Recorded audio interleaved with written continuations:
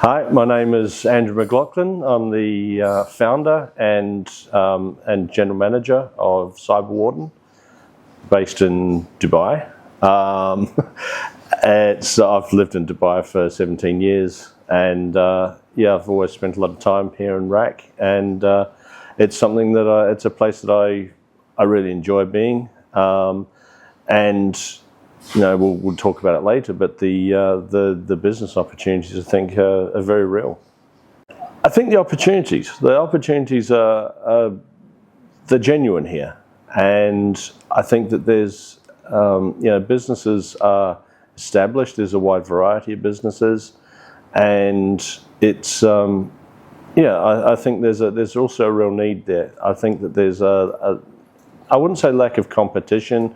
I would say that there's a lack of choice for services, and I'm hoping to be able to improve that for RAK. I really enjoy the outdoors.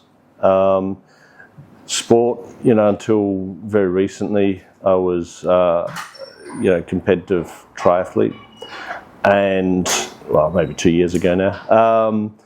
Put on a lot of weight since then. I think the opportunities are great for leisure time. A lot of camping, off-roading, sport. You've got Jebel Jais just around the corner, and it's some fantastic cycling here. Sea swimming opportunities. You can run anywhere. But yeah, and I think the general relaxed lifestyle here as well. It's kind of more of a village feel rather than the hustle and bustle of a larger city. In terms of women in the UAE in general, and Ras Al Khaimah in particular, the opportunities are just the same as in Europe. I think without the forced, without anything being forced, it's organic. I've never seen any issues with women being unfairly treated. There's a lot of respect, I think, for everyone, and it's regardless of where people may come from as well. I think there's some preconceived notions that are just false in terms of how different people of different national origins or ethnic backgrounds are treated, and the difference between the sexes. It's 100% merit based. That's one of the things I really, really love about the UAE in general, and RAK is no different from that. Ras Al Khaimah's future, I think, is bright. It's we can see that in terms of the vision. It does remind me a lot of the vision of Dubai from the early days, and the vision is just as great, maybe even more ambitious in terms of the timelines, and we're seeing real progress. With the Wynn Resort. But that's not in isolation. There's the tourism market's really building. The industry is really building. It's strong already, but it's getting stronger. More and more businesses are relocating here, and not just from elsewhere in the Emirates, from overseas, from other countries. And so I'm extremely positive about the region. The purpose of the profession is to protect small to medium businesses. So that's defined usually as companies from 1 to 1,000 employees. Large businesses tend to have their own cybersecurity teams. Smaller businesses just don't have that level of protection. They don't have their own teams on site, and it's hard to justify to have someone dedicated to that, and if they do, then they probably don't have the visibility across the industry that a third-party company does. To have a virtual CISO, to have someone that's got touch points in lots of different businesses and can see trends. So that's really what I do. How did I get here? I've got a long history in the IT industry. Starting in help desks many years ago, coming up 30 years ago now, and working through that. So from help desk to designing and building internet data centers in the 90s, moving into large financial institutions in the early 2000s, and then also into consulting as well. So, consulting for multiple companies. So I've been doing that for 25 plus years now. Consulting, and then working for larger and larger companies. 2 years ago, I made a break from the large multinational company I was working for, and now striking out on my own with my own business, specialising in cybersecurity. But I've been involved in cybersecurity for 20 years now, and specifically email security. 20 years ago this year, I founded an open source project that was focused around that. Specifically, it was community driven, and really the principles are the same. To democratize the security of your messaging platform, and really that's the most important platform in any business, as well as other things as well, obviously. But that's the core of every business, is communication and email. In terms of solving clients' problems, we look at the big things first. What are the most important things to protect, and what's important to that business. So if they have everyone has email, so we start with that, and it's where 90% of attacks are involving email. So let's work on the big things, the low-hanging fruit. We work from that. So we secure their email in terms of making sure that malware and phishing scams don't come through, or make them far less likely. We make it harder for the company to be impersonated, improve their mail delivery, and then also prepare them for, I wouldn't say if, I'd say when a breach occasion will happen. It doesn't matter how good your protection is, you can't guarantee 100%. So you're making sure they have backup in place. Many people don't realise that their mail provider, whether that's Microsoft or Google or anyone else, are not backing up their emails and their important data.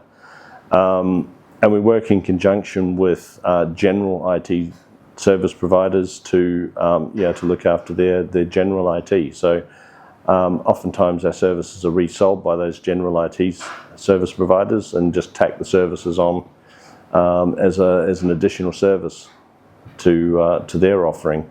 So we work closely with others, and it's been successful so far. I think the important thing is that we're not here to replace anyone within a company. If the company has an existing IT team here, then we're not looking to take anyone's jobs. We're here to bolster their offerings. I don't do general IT. I have no intention of doing general IT. But by the same token, they're not specialists in cybersecurity, where I am. In terms of how we operate, we tend to. Our principle is that we don't make life difficult for the end user or for the customer of the business. At worst, we should be completely transparent to the end user and to the business. And if we look at passwords as an example, right? Securing your environment. Now, for years, the advice has been to change passwords regularly. They need to be complex, and they shouldn't be sequential. So there shouldn't be, you shouldn't have ABC 1 exclamation mark, right? And then the next month you change it to ABC 2 exclamation mark, right? That's just poor practice, right? It doesn't really improve the security much. And then there's multi-factor authentication that needs to be put in there, and a lot of people don't like that. So if we can get rid of that whole need and move to passkeys, for example, then it means they don't have to remember a password, and you don't have to use a multi-factor app. Well, maybe, but if you can just do one step to log in, and you never have to remember a password, I think that's a win for most end users. It really does secure the environment massively. It's not impenetrable. There's ways around it. There's ways things can be stolen, but that's no different from any other authentication method. So yeah, that's one thing that we do for our customers, is really push them down that route, and just makes life easier for everyone and more secure. We're not reselling another person's platform, another company's platform. This is our own platform in terms of the mail filtering. It's bespoke. We've got 20 years experience building and operating these. It's as effective as, or better than, a lot of the other commercial platforms out there. But we have a number of guiding principles in terms of data. So we do not retain anyone's data. So we don't retain copies of people's emails. That's a huge difference between us and others. So in terms of privacy, yes, we collect metadata. We have to collect log data so we can see if something's going wrong, if we need to look back and we see, how a message was processed, why it was rejected, or how it got through the platform. Yeah, we can look at that, but we can't see the actual message. In terms of quarantine, no one loves quarantine for emails. They have to log into a portal to release it. We handle things differently that way. We'll send it on to the customer, but it's attached to a warning message saying, we're not quite sure on this message. This is why. There's some technical data on why we think it's not right, which I can see that technical data on my side, but the user can make that decision to open that message and read it without having to go to any special portal to access it. That's another ease of use feature, especially for the end user. They don't have to ask permission to get it. They may be looking at something that's time sensitive, and it's tripped a few rules for some reason, and we can do it. The other thing is we're very agile in terms of, if we do see a rule that's problematic, that's catching things, we can either whitelist the sending address, or we can tune the system so that it's less likely to get a false positive.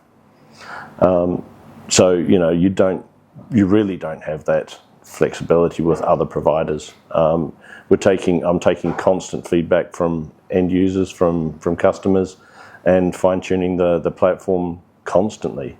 Customers are happy, and responsiveness.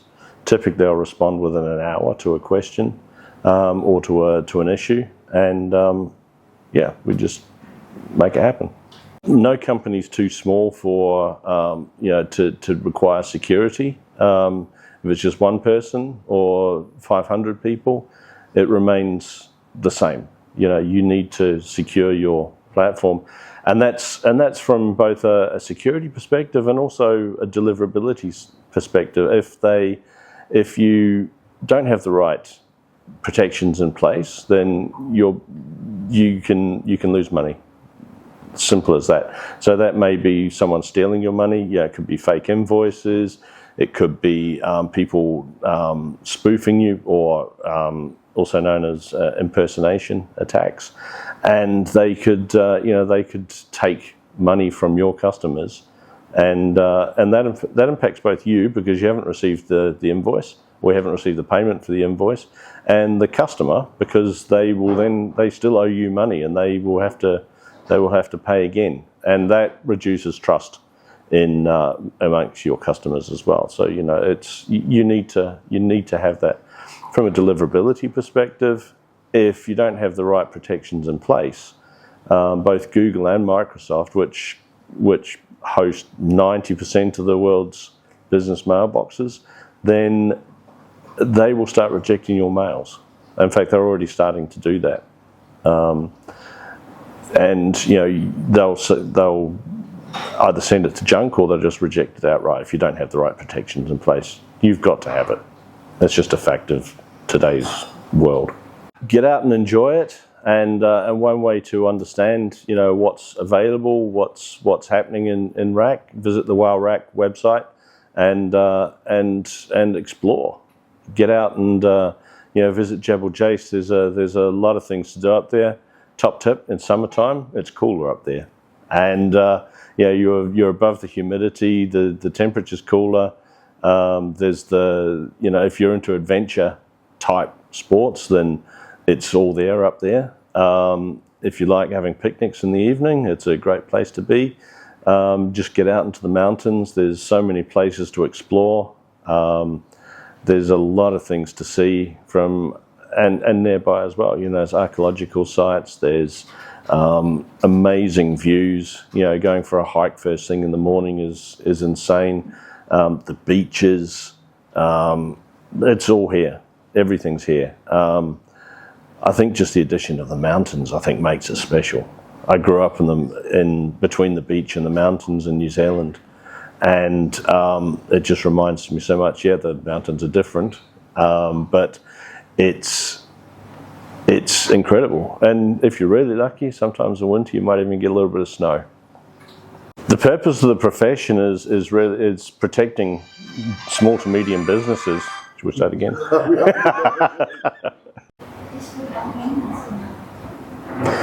I think one of the things that we do for our customers, and I think they really appreciate, is if a potential customer, we do a free assessment. It's quick, it's easy, it's non-intrusive, and it gives both them and me a good view of their security and what needs to be fixed at a glance. And then, of course, we can do a proof of concept in terms of spoofing them, so we can send them an email from themselves. If there's any like, oh well, maybe that's not really applicable to us, I'll send them an email from themselves. It's a standard form, but it's very clearly from me, just saying, oh, this is a proof of concept. This is how easy it is, and I think that's a big wake up to a lot of people. And it's actually harder to send an email to someone from themselves than it is to send it, to say you, saying it was from company A. So it's I think and that's all free. We don't charge anything for that. That's just a pre-sales activity.